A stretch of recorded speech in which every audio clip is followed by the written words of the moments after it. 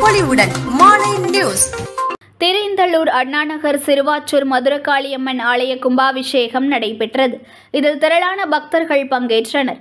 மயிலாடுதுறை மாவட்டம் திருஇந்தளூர் அண்ணாநகரில் அமைந்துள்ள பழமையான சிறுவாச்சூர் மதுரகாளியம்மன் ஆலய கும்பாபிஷேகம் இன்று நடைபெற்றது.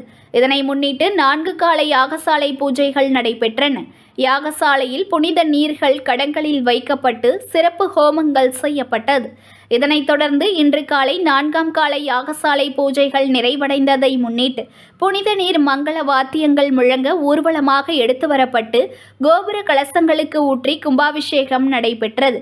காளி ஜெய் காளி என்ற மந்திரம் முழங்க திரளான பக்தர்கள் பங்கேற்று சுவாமி தரிசனம் செய்தனர். புத்த புது பொலிவுடன் மாலை நியூஸ்.